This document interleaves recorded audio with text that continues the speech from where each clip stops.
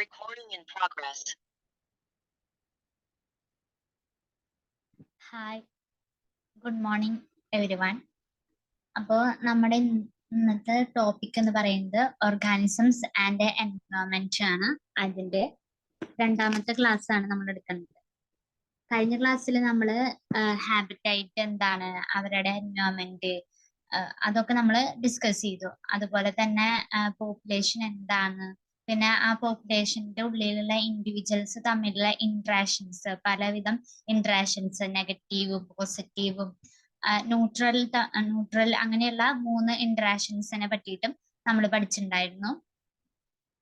അത് അതിന്റെ എക്സാമ്പിൾസും നമ്മൾ പഠിച്ചിട്ടുണ്ടായിരുന്നു. അത് എല്ലാവർക്കും ഓർമ്മയുണ്ടെന്ന് വിചാരിക്കുന്നു. അത് നിങ്ങൾ ഡെയിലി ഇങ്ങനെ വായിച്ചു നോക്കുക.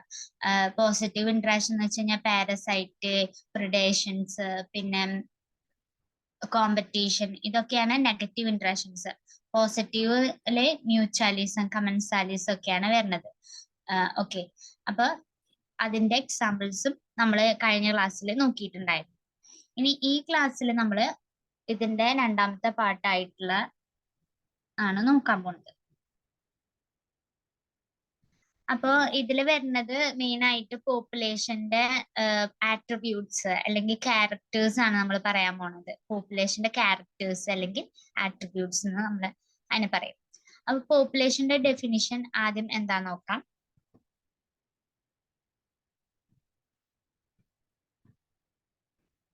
പോപ്പുലേഷൻ, അതാണ് നമ്മൾ കഴിഞ്ഞ ക്ലാസ്സിൽ നോക്കിയിട്ടുണ്ടായിരുന്നു. പോപ്പുലേഷന്റെ ഡെഫിനിഷൻ എന്ന് പറഞ്ഞത്.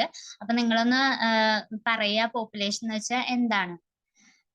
ഓക്കെ, അപ്പൊ പോപ്പുലേഷൻ എന്ന് വെച്ച് കഴിഞ്ഞാൽ ഒരു സ്പീഷീസിലുള്ള ഒരു സെയിം സ്പീഷീസിലുള്ള നമ്പർ ഓഫ് ഇൻഡിവിജ്വൽസിന്റെ ഒരു ഗ്രൂപ്പ് ഉണ്ട്. ആ ഒരു ഗ്രൂപ്പിനെയാണ് നമ്മൾ പോപ്പുലേഷൻ എന്ന് പറയുന്നത്. Population is defined as A group of individuals of any species living in A habitat. ഒരു ഹാബിറ്റേറ്റിലെ സ്പീഷീസിന്റെ ആ ഗ്രൂപ്പിലുള്ള ഇൻഡിവിജ്വൽസിനെ മൊത്തം നമ്മൾ പറയുന്നതാണ് പോപ്പുലേഷൻ എന്ന് പറയുന്നത്.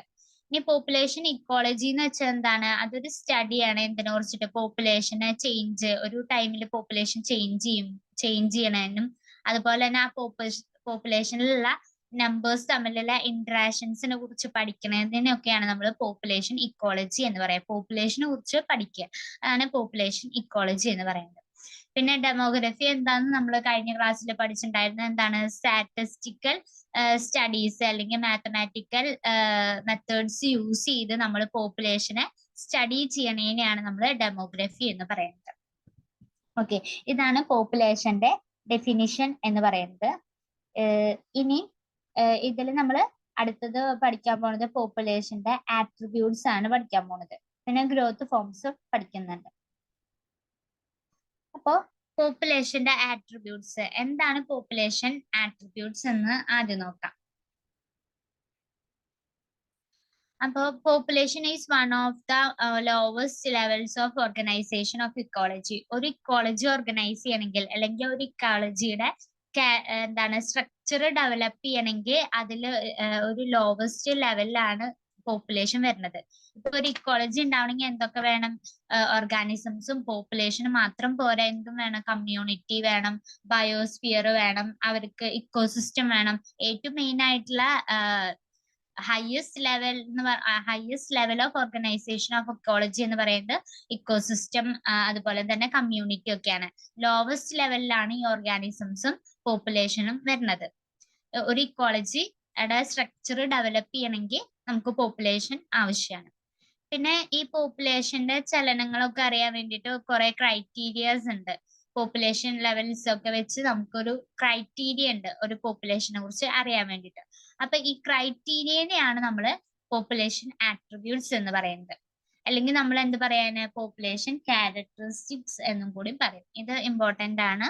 ഇത് ഒരു 4-5 വരുന്നുണ്ട്, അത് നമ്മൾ പഠിക്കണം. അപ്പൊ 4 മേജർ പോപ്പുലേഷൻ ആട്രിബ്യൂട്ട്സ് ആണ് നമുക്ക് പഠിക്കാനുള്ളത്. Birth rate, death rate, sex ratio, അതുപോലെ തന്നെ ഏജ് പിരമിഡ്സ്. ഇതൊക്കെ നമുക്ക് വൺ ബൈ വൺ ആയിട്ട് നോക്കാം. അപ്പൊ പോപ്പുലേഷൻ ആട്രിബ്യൂട്ട്സ് എന്ന് വെച്ചാൽ എന്താണ്?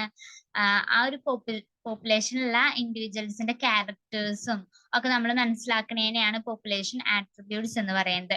ഈ പോപ്പുലേഷൻ ആട്രിബ്യൂട്ട്സ് ഉണ്ടായാൽ മാത്രമാണ് നമുക്ക് ഇക്കോളജി ഡെവലപ്പ് ചെയ്യാൻ പറ്റുള്ളൂ. ഒരു ഇക്കോളജി എന്ന് വെച്ച് കഴിഞ്ഞാൽ അവരുടെ ഹാബിറ്റൈറ്റ് ഒക്കെ നിലനിർത്തി പോണെങ്കിൽ പോപ്പുലേഷൻസും ഓർഗാനിസംസും ഒക്കെ വേണം. ഓക്കെ, ഇനി പോപ്പുലേഷൻ ആട്രിബ്യൂട്ട്സ് ആദ്യത്തെയാണ് പോപ്പുലേഷൻ സൈസ് ആൻഡ് ഡെൻസിറ്റി. അപ്പൊ പോപ്പുലേഷൻ സൈസ് എന്ന് വെച്ച് കഴിഞ്ഞാൽ എന്താണ്? Total number of individuals in an area. ഒരു ഏരിയയിലുള്ള ടോട്ടൽ നമ്പർ ഓഫ് ഇൻഡിവിജ്വൽസിനെയാണ് പോപ്പുലേഷൻ സൈസ് എന്ന് പറയാം. പോപ്പുലേഷൻ ഡെൻസിറ്റി എന്ന് പറഞ്ഞാലോ, it is a number of individuals of particular species living a particular unit or area. ഒരു പെർട്ടിക്കുലർ യൂണിറ്റ് അല്ലെങ്കിൽ ഒരു ഏരിയയിലുള്ള നമ്പർ ഓഫ് ഇൻഡിവിജ്വൽസിനെയാണ്, ഒരു പർട്ടിക്കുലർ സ്പീഷീസിലെ നമ്പർ ഓഫ് ഇൻഡിവിജ്വൽസിനെയാണ് നമ്മൾ പോപ്പുലേഷൻ ഡെൻസിറ്റി എന്ന് പറയുന്നത്. പോപ്പുലേഷൻ സൈസ് എന്ന് വെച്ച് കഴിഞ്ഞാൽ ആ ഒരു പോപ്പുലേഷനിലുള്ള അല്ലെങ്കിൽ ആ ഒരു ഹാബിറ്റൈറ്റിലുള്ള എല്ലാ നമ്പർ ഓഫ് ഇൻഡിവിജ്വൽസിനെയും കൂടിയിട്ടാണ്, ടോട്ടൽ ഓഫ് നമ്പർ ഓഫ് ഇൻഡിവിജ്വൽസിനെയാണ് പോപ്പുലേഷൻ സൈസ് എന്ന് പറയാം. പോപ്പുലേഷൻ ഡെൻസിറ്റി എന്ന് വെച്ച് കഴിഞ്ഞാൽ number of individuals of particular species living in per unit defined area or volume. ഒരു ഏരിയയിലുള്ള നമ്പർ ഓഫ് ഇൻഡിവിജ്വൽസിനെയാണ് നമ്മൾ പോപ്പുലേഷൻ ഡെൻസിറ്റി എന്ന് പറയുന്നത്. പിന്നെ എന്താണ്, ഈ പോപ്പുലേഷൻ സൈസ് ഒക്കെ മെയിൻറ്റെയിൻ ചെയ്തു പോകണം, ഒരു ബാലൻസ് ആയിരിക്കണം. അങ്ങനെ ബാലൻസ് ആയാൽ മാത്രമാണ് എന്ത്, റീപ്രൊഡക്റ്റീവ് എഫിഷ്യൻസി, ആ ഒരു പോപ്പുലേഷനിലെ റീപ്രൊഡക്റ്റീവ് എഫിഷ്യൻസി ഒക്കെ ഇൻക്രീസ് ചെയ്യുള്ളൂ. കാരണം ഒരു പോപ്പുലേഷൻ സൈസ് മെയിൻറ്റെയിൻ ചെയ്താൽ അവർക്ക് റീപ്രൊഡ്യൂസ് ചെയ്യാനുള്ള കപ്പാസിറ്റി ഒക്കെ ഉണ്ടാവുള്ളൂ.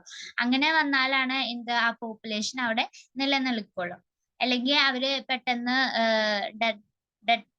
ഡെത്ത് സംഭവിക്കാനൊക്കെ ഇടയാകും. ഓക്കെ, ഇനി ഈ നോർമൽ ഗ്രോത്ത് അല്ലെങ്കിൽ ഒരു സൈസ്, പോപ്പുലേഷൻ സൈസ് ഒക്കെ മെയിൻറ്റെയിൻ ചെയ്യുകയാണെങ്കിൽ എന്തൊക്കെ അത്യാവശ്യമാണ്? അവരുടെ നേറ്റാലിറ്റി, മോർട്ടാലിറ്റി, ഇതൊക്കെ ഡിപ്പെൻഡ് ചെയ്തിട്ടാണ് എന്തുണ്ടാവുക, പോപ്പുലേഷൻ സൈസ് നമുക്ക് കാൽക്കുലേറ്റ് ചെയ്യാൻ പറ്റും. ഇപ്പോൾ ഡെത്ത് കൂടിക്കഴിഞ്ഞാൽ എന്താണ്, പോപ്പുലേഷൻ സൈസ് കുറയും. ഇനി നേറ്റാലിറ്റി എന്ന് വെച്ച് കഴിഞ്ഞാൽ ബർത്ത് റേറ്റ് കൂടിക്കഴിഞ്ഞാൽ എന്താണ്, പോപ്പുലേഷൻ സൈസ് കൂടും. അങ്ങനെ അത് കൂടിക്കഴിഞ്ഞാലും, പോപ്പുലേഷൻ സൈസ് കൂടിക്കഴിഞ്ഞാലും എന്താ, അവിടെ നമുക്ക് കോമ്പറ്റീഷൻ ഒക്കെ വന്ന് റിസോഴ്സ് ഒന്നും ഇല്ലാതെ ആയിട്ട് പ്രശ്നങ്ങൾ ഉണ്ടാവും. അതുപോലെ തന്നെ കുറഞ്ഞു കഴിഞ്ഞാൽ എന്താണ്, റീപ്രൊഡക്റ്റീവ് കപ്പാസിറ്റി ആളുകളില്ലാതെ ആകുമ്പോൾ റീപ്രൊഡക്റ്റീവ് ചെയ്യാനുള്ള കപ്പാസിറ്റി കുറയും. അങ്ങനെ പോപ്പുലേഷൻ സൈസ് കുറഞ്ഞാലും കൂടിയാലും പ്രശ്നമാണ്. അപ്പൊ അതൊരു മെയിൻറ്റെയിൻ ആയിട്ട്, ഒരു ബാലൻസ് ആയിട്ട് പോകണം, മെയിൻറ്റെയിൻ ചെയ്യണം. അപ്പൊ അതിന് നമുക്ക് അത്യാവശ്യം എന്ന് പറയുന്നത് നേറ്റാലിറ്റി, മോർട്ടാലിറ്റിയും അത്യാവശ്യമാണ്. അതുപോലെ തന്നെ മൈഗ്രേഷൻ, ഇമിഗ്രേഷൻ ആൻഡ് എമിഗ്രേഷൻ. അപ്പൊ ഇമിഗ്രേഷൻ എന്ന് വെച്ച് കഴിഞ്ഞാൽ അവര് പുറത്തേക്ക് പോവുക, പെർമനന്റ് ആയിട്ട് അവർ പോവാണ്, തിരിച്ചു വരില്ല. പിന്നെ എമിഗ്രേഷൻ എന്ന് വെച്ച് കഴിഞ്ഞാൽ ഇൻഫ്ലോ ആൻഡ് ഔട്ട്ഫ്ലോ, ഇങ്ങോട്ടും അങ്ങോട്ടും എന്താണ്, മൈഗ്രേറ്റ് ചെയ്യുക. അപ്പോഴൊക്കെ എന്ത് ചെയ്യും, പോപ്പുലേഷന്റെ സൈസ് കുറയും ചെയ്യും, കൂടും ചെയ്യും. അപ്പൊ ഇതൊക്കെ എന്താണ്, സൈസിനെ ഡിപ്പെൻഡ് ചെയ്യണ ക്യാരക്ടേഴ്സ് ആണ്. അപ്പൊ അത് ഇമ്പോർട്ടന്റ് ആണ്. കാരണം പോപ്പുലേഷൻ സൈസ് കൂടിയാലും കുറഞ്ഞാലും പ്രശ്നമാണ്. അതൊരു മെയിൻറ്റെയിൻ ആയിട്ട്, ഒരു ബാലൻസ് ആയിട്ട് ഇങ്ങനെ പോകണം. അതിന് നമുക്ക് നേറ്റാലിറ്റി, മോർട്ടാലിറ്റി മെയിൻറ്റെയിൻ ചെയ്യണം. അതുപോലെ തന്നെ ഇമിഗ്രേഷനും മെയിൻറ്റെയിൻ ചെയ്യണം. ഇനി നെക്സ്റ്റ് നമ്മൾ നോക്കുന്നത് ബർത്ത് റേറ്റ് ആണ്. ബർത്ത് റേറ്റ് അല്ലെങ്കിൽ നമ്മൾ നേറ്റാലിറ്റി എന്നും നമ്മൾ ഇതിനെ പറയും. അപ്പൊ ഇതില് it is rate of production of new individuals in A particular population per unit time. ഒരു ടൈമില്, ഒരു പീരീഡ് ഓഫ് ടൈമില് എത്ര ന്യൂ ഇൻഡിവിജ്വൽസ് പ്രൊഡ്യൂസ് ചെയ്തിട്ടുണ്ട്, അതിനെയാണ് നമ്മൾ ബർത്ത് റേറ്റ് അല്ലെങ്കിൽ നേറ്റാലിറ്റി എന്ന് പറയാം. ഒരു പെർട്ടിക്കുലർ പോപ്പുലേഷനിലെ ഒരു പെർട്ടിക്കുലർ ടൈമിലെ എത്ര ന്യൂ ഇൻഡിവിജ്വൽസ് പ്രൊഡ്യൂസ് ചെയ്തിട്ടുണ്ട്, അതിനെയാണ് നമ്മൾ ബർത്ത് റേറ്റ് അല്ലെങ്കിൽ നേറ്റാലിറ്റി എന്ന് പറയുന്നത്. ഇപ്പൊ ഒരു എക്സാമ്പിൾ ആയിട്ട്, if an A pond, small pond, ഒരു കുളത്തിലെ 30 ഫ്ലവറിങ് പ്ലാന്റ്സ് ഉണ്ട്. കഴിഞ്ഞ വർഷം ഒരു കുളത്തിൽ 30 ഫ്ലവറിങ് പ്ലാന്റ്സ് ഉണ്ടായിരുന്നു. അവര് പിന്നെ റീപ്രൊഡക്ഷൻ ചെയ്ത് 10 ന്യൂ പ്ലാന്റ്സ് ആഡ് ചെയ്തിട്ടുണ്ട്.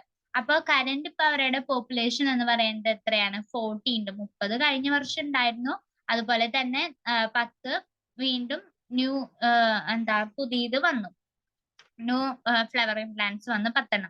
അങ്ങനെ ഇപ്പൊ അവരുടെ പോപ്പുലേഷൻ എന്ന് പറയുന്നത് 30+10 മാറി.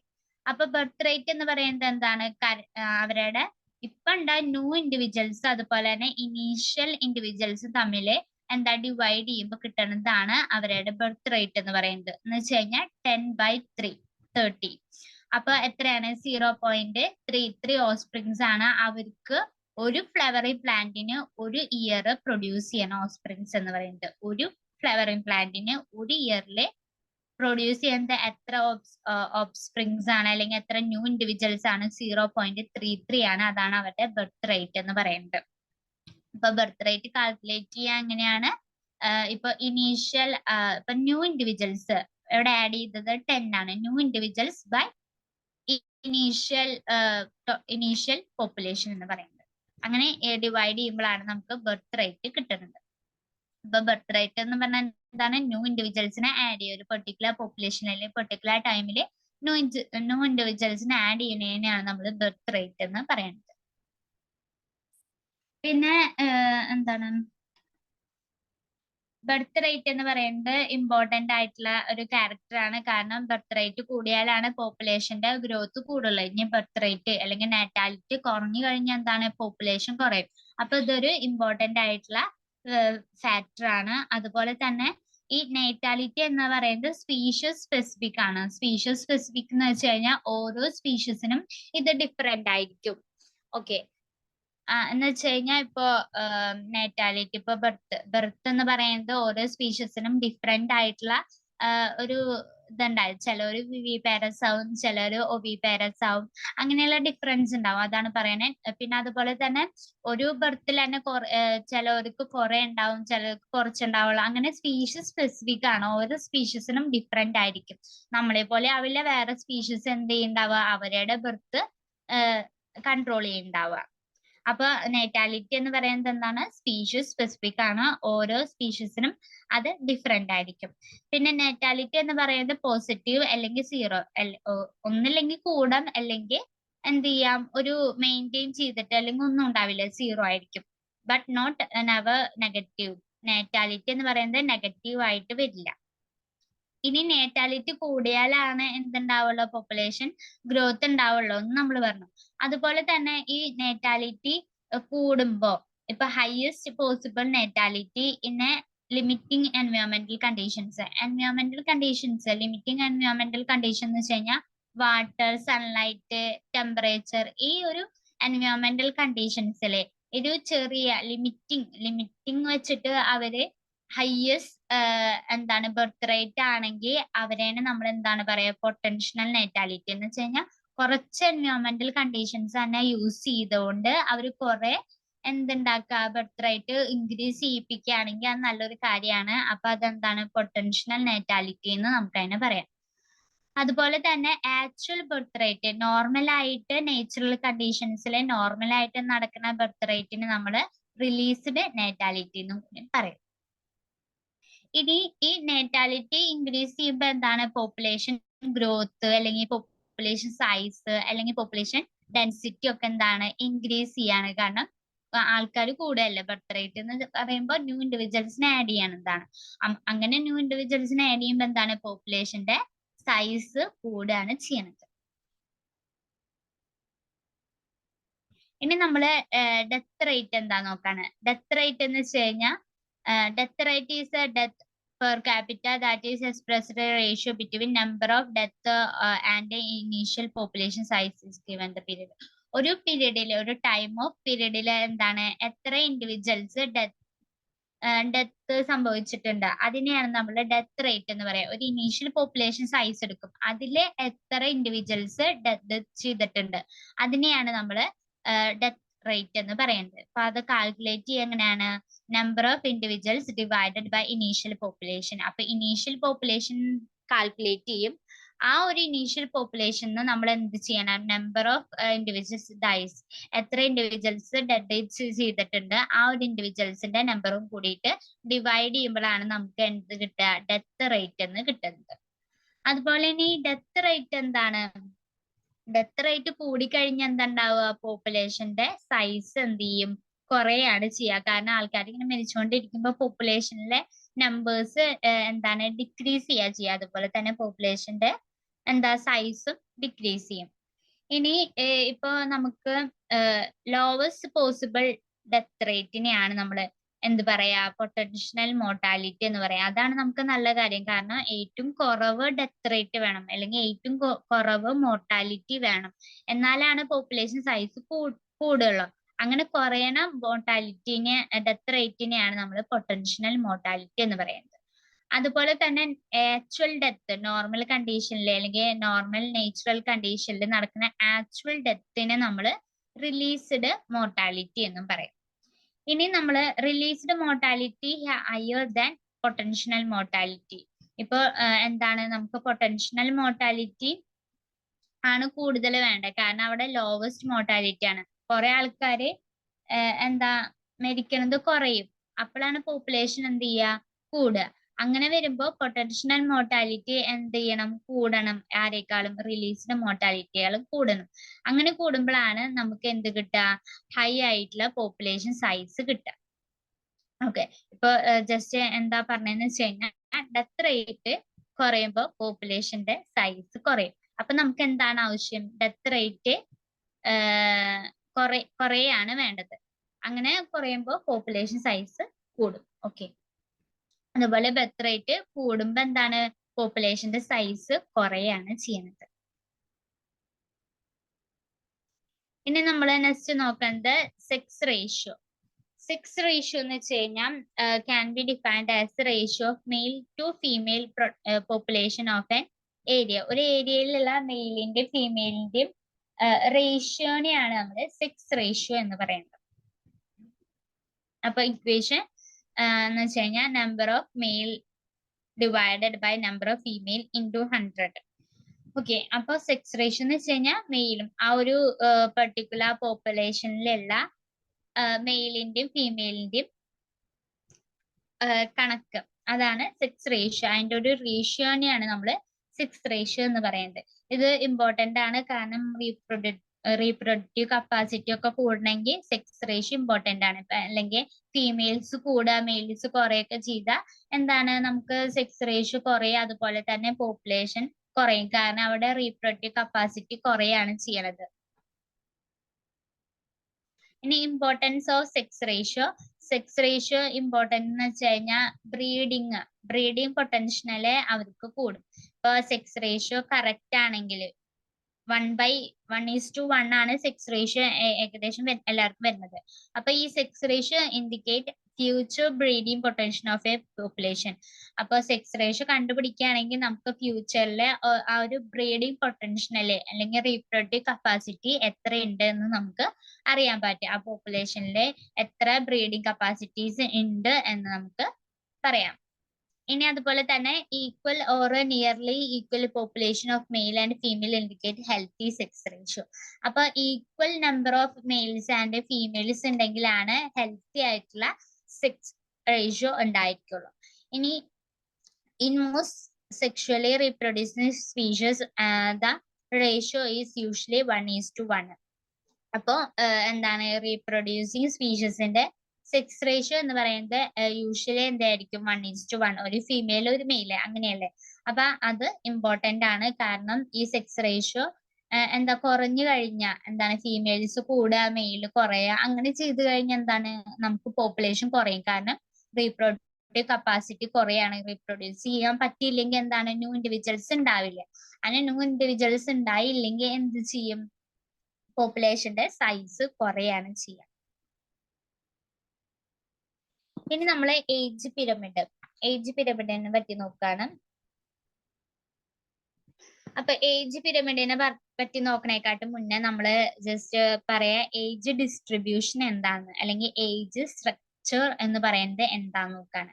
അപ്പൊ ഏജ് സ്ട്രക്ചർ എന്ന് വെച്ച് കഴിഞ്ഞാൽ എന്താണ്, ഇപ്പൊ ഒരു ഇൻഡിവിജ്വൽസിലെ ഒരു പോപ്പുലേഷനിലെ ഇൻഡിവിജ്വൽസിന് ഡിഫറെന്റ് ആയിട്ടുള്ള ഏജസ് ആവും ഉണ്ടാവുക. നമുക്ക് തന്നെ അറിയാം, ഇപ്പൊ ചൈൽഡ്, യങ്സ്റ്റേഴ്സ്, ഓൾഡേഴ്സ്, അങ്ങനെ കുറെ 3 ഗ്രൂപ്പ് ഓഫ് ഇൻഡിവിജ്വൽസ് ഉണ്ട്. അങ്ങനെ ഉള്ള ഡിഫറെന്റ് ഏജ് ഗ്രൂപ്പിനെ തമ്മിലുള്ള റേഷ്യോ അല്ലെങ്കിൽ അവരുടെ പെർസെൻറ്റേജിനാണ് നമ്മൾ ഏജ് ഡിസ്ട്രിബ്യൂഷൻ എന്ന് പറയുന്നത്, അല്ലെങ്കിൽ ഏജ് സ്ട്രക്ചർ എന്ന് പറയുന്നത്.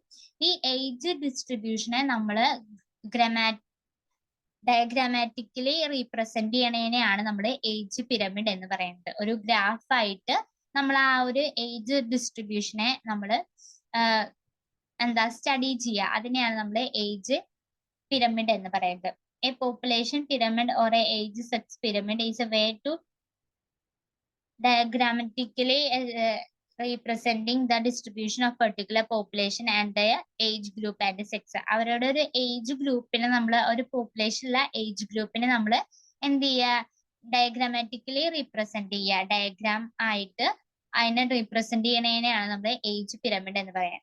It take shape of A pyramid when A population is growing. അപ്പൊ ഈ പോപ്പുലേഷൻ എന്താണ്, ഇതൊരു പിരമിഡിന്റെ ഷേപ്പിലാണ് കാണിക്കുക, അതിനെയാണ് നമ്മൾ ഏജ് പിരമിഡ് എന്ന് പറയുക.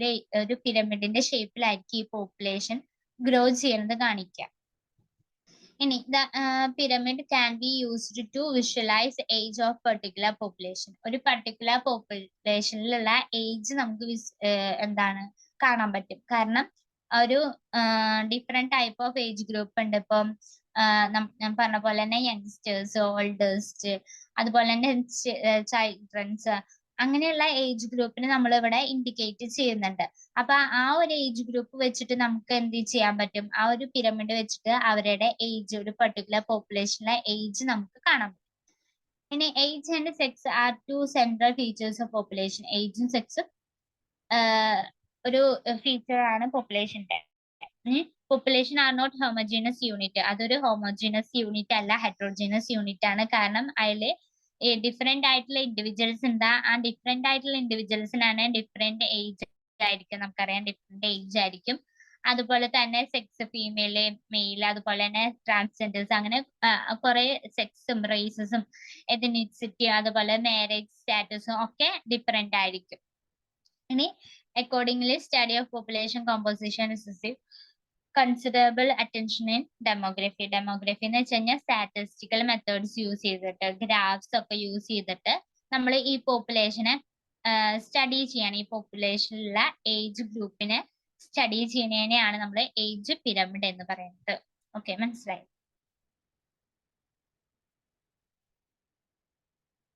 ഇനി ഞാൻ പറഞ്ഞു 3 ടൈപ്പ് ഓഫ് ഏജ് ഗ്രൂപ്പ്സ് ആണ് അല്ലെങ്കിൽ ഏജ് പിരമിഡ്സ് ആണ് നമുക്ക്.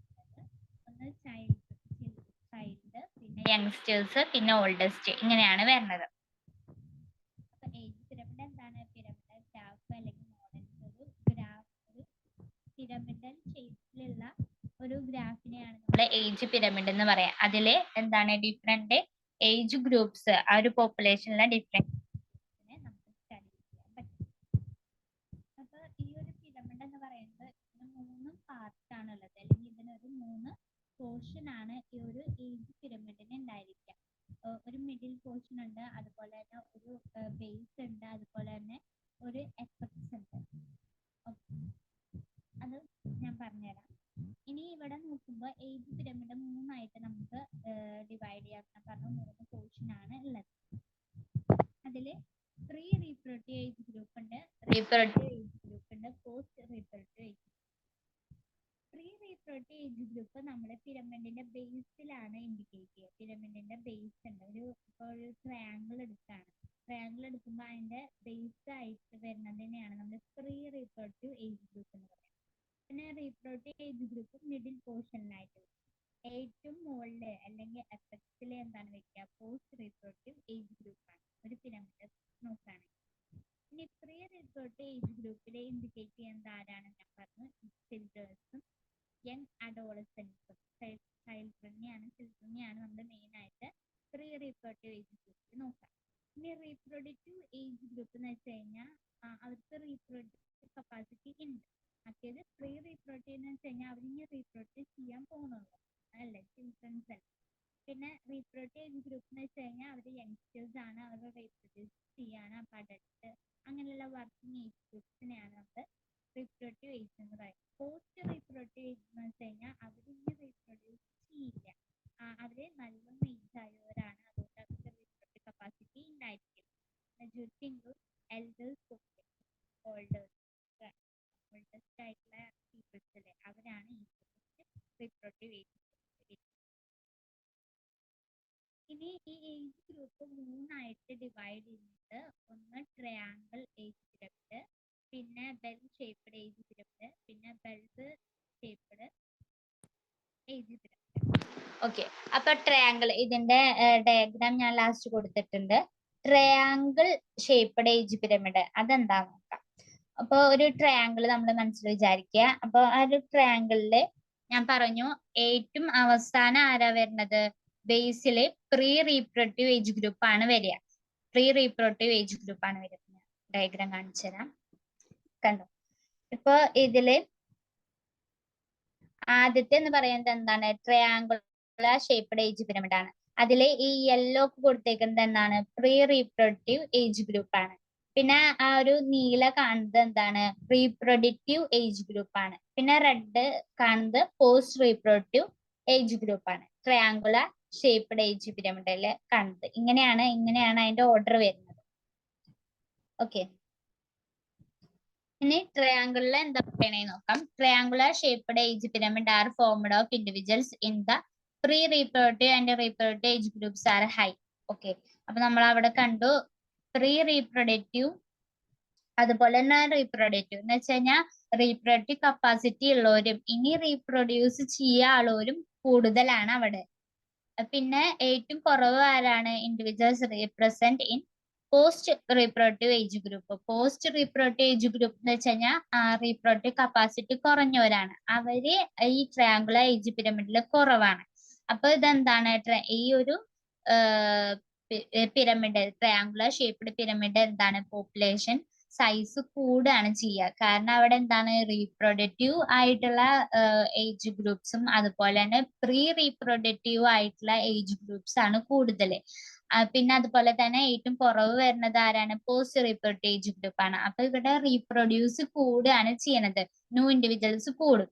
അങ്ങനെ കൂടുമ്പോ എന്താണ്, ഈ പോപ്പുലേഷൻ ഗ്രോ ചെയ്യാണ് ചെയ്യണത്. അതുപോലെ തന്നെ ഇതിന് നമ്മൾ പറയുന്ന പേരാണ് എക്സ്പാൻഡിങ് പോപ്പുലേഷൻ എന്ന് പറയും. കാരണം ഇത് പോപ്പുലേഷൻ ഹൈ ആവാണ് ചെയ്യണത്. കാരണം എന്താണ്, റീപ്രൊഡക്റ്റീവ് ആയിട്ടുള്ളതും പ്രീ റീപ്രൊഡക്റ്റീവ് ആയിട്ടുള്ള ഇൻഡിവിജ്വൽസ് ഇതിലാണ് ഏറ്റവും കൂടുതൽ. ഏറ്റവും കുറവ് കാണുക ആരാണ്, പോസ്റ്റ് റീപ്രൊഡക്റ്റീവ് ഏജ് ഗ്രൂപ്പ് ആണ്. അതുകൊണ്ട് ഇവരുടെ പോപ്പുലേഷൻ എന്താണ്, കൂടുകയാണ് ചെയ്യണത്.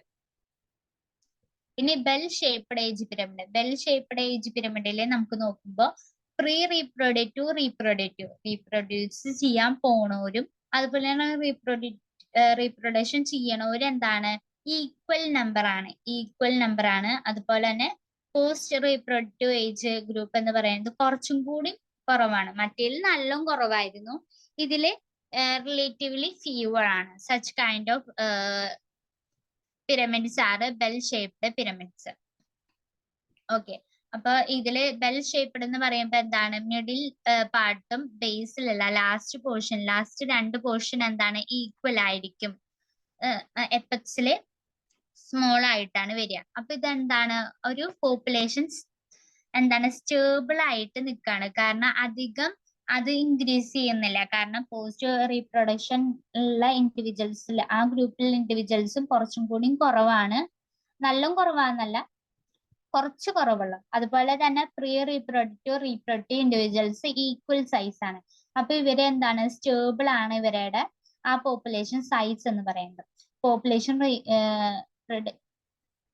Remain stable and indicates almost zero population growth. ഇവർക്ക് അങ്ങനെ പോപ്പുലേഷൻ ഗ്രോത്ത് ഇൻക്രീസ് ചെയ്യില്ല. പക്ഷെ ട്രയാങ്കിളിൽ എന്താണ്, അവര് പ്രീ റീപ്രൊഡക്റ്റീവ് ആയിട്ടുള്ള ഗ്രൂപ്പ് വളരെ കൂടുതലാണ്. അതുപോലെ തന്നെ പോസ്റ്റ് റീപ്രൊഡക്റ്റീവ് ഗ്രൂപ്പ് വളരെ കുറവാണ്. അങ്ങനെ വരുമ്പോ അവിടെ എന്താണ്, ന്യൂ ഇൻഡിവിജ്വൽസ് കൂടുകയാണ് ചെയ്യുന്നത്. അപ്പൊ അവരുടെ പോപ്പുലേഷൻ കൂടും. അപ്പൊ അതിനെയാണ് നമ്മൾ എക്സ്പാൻഡിങ് പോപ്പുലേഷൻ എന്ന് പറയാം. ബൾബ് ഷേപ്പിൽ എന്താണ്, pre reproductive individuals equal size ആണ്.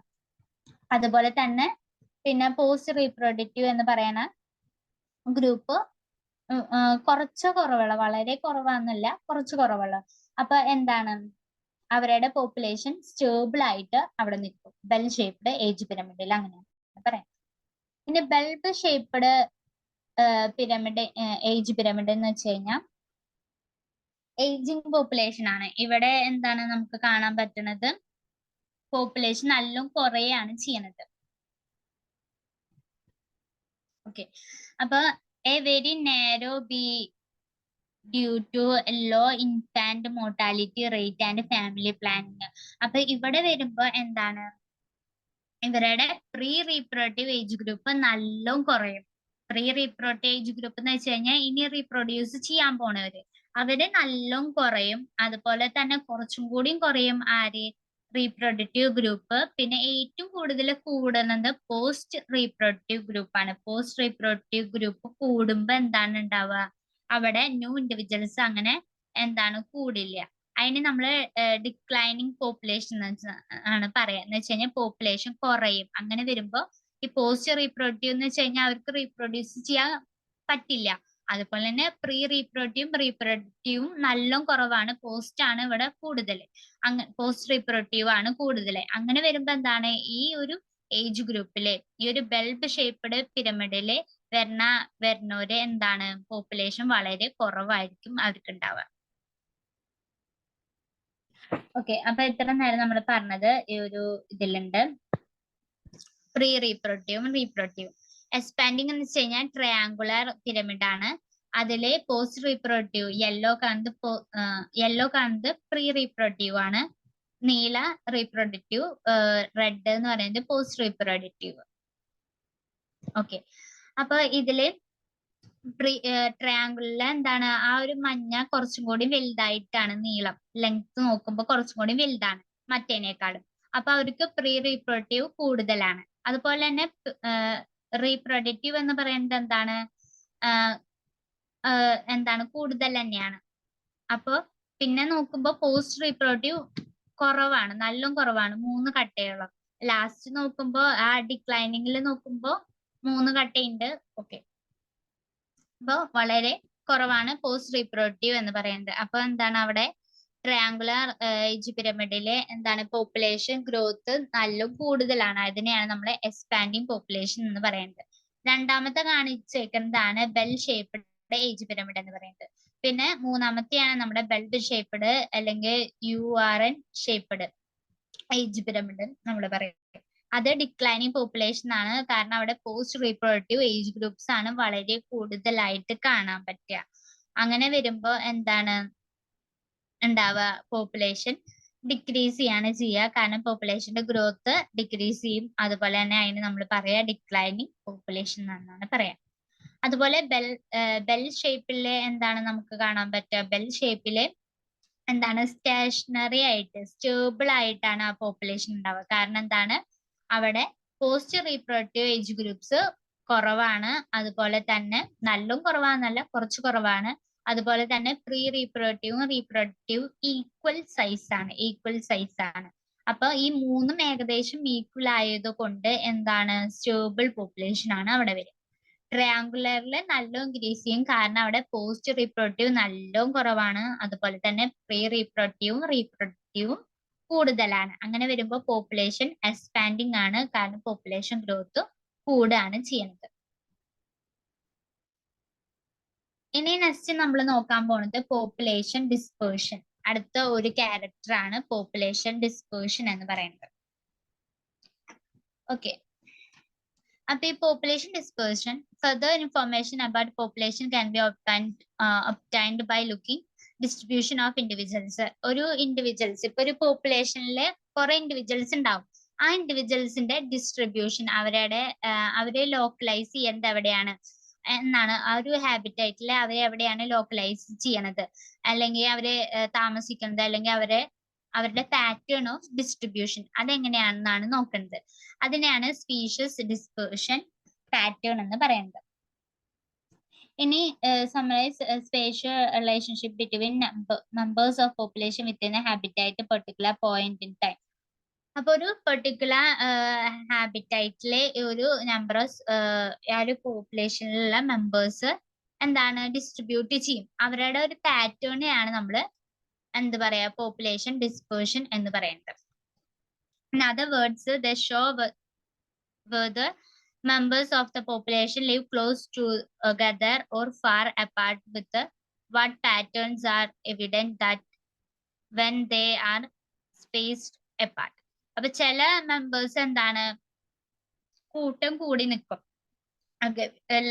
Live close together. ചിലര് എന്താണ് നല്ല ദൂരെ പോയിട്ട് എന്താണ് ഡിസ്ട്രിബ്യൂട്ട് ചെയ്യും.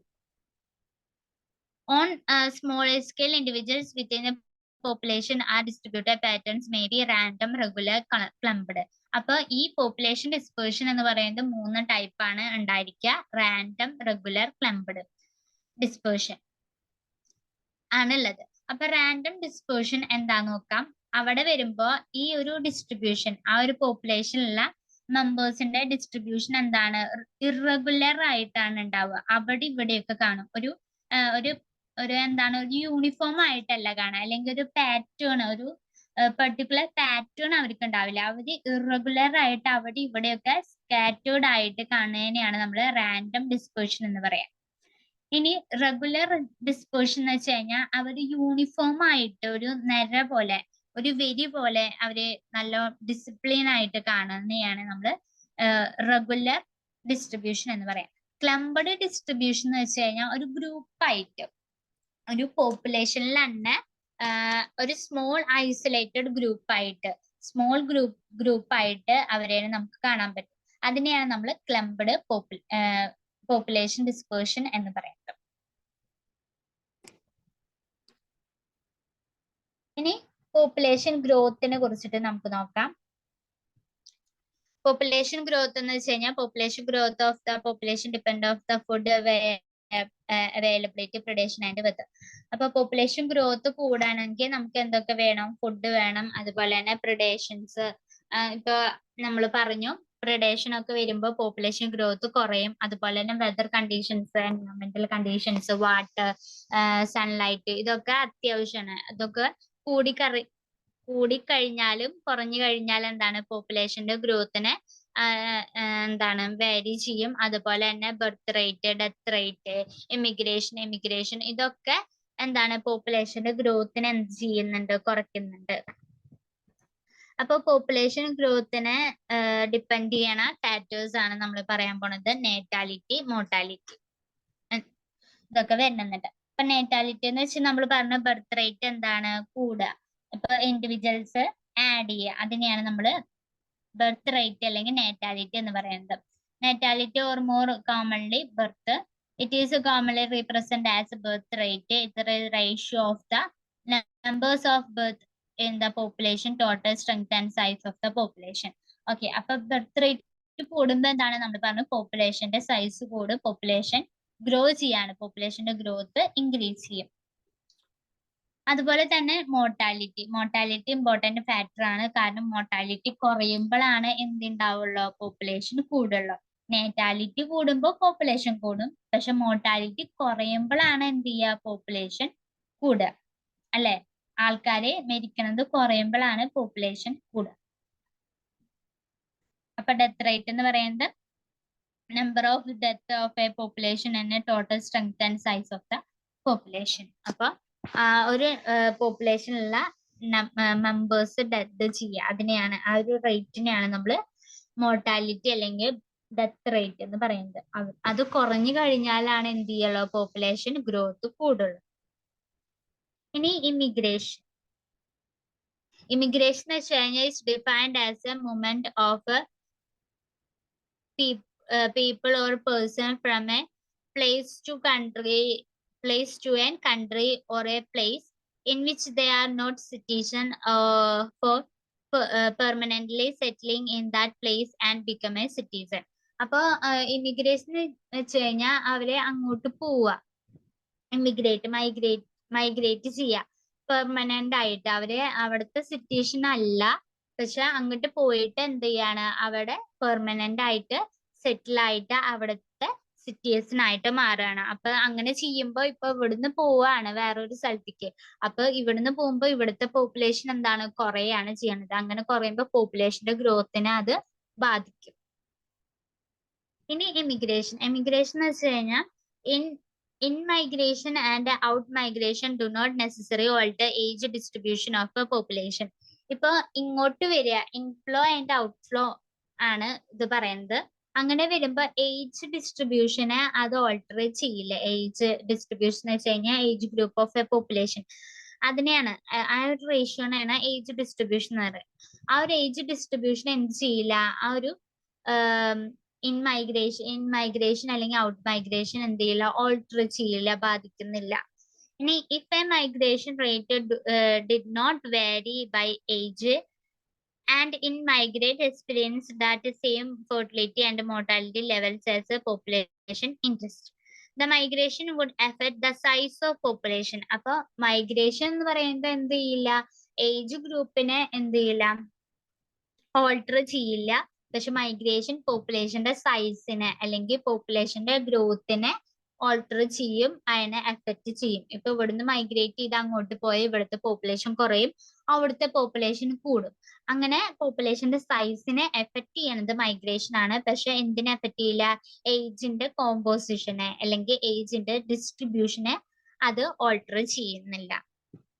പിന്നെ അതുപോലെ തന്നെ out migration from an area is productive higher for young peoples than for the older people. Young peoples ആണ് കൂടുതലായിട്ട് എന്ത് ചെയ്യണത്, മൈഗ്രേറ്റ് ചെയ്യണത്.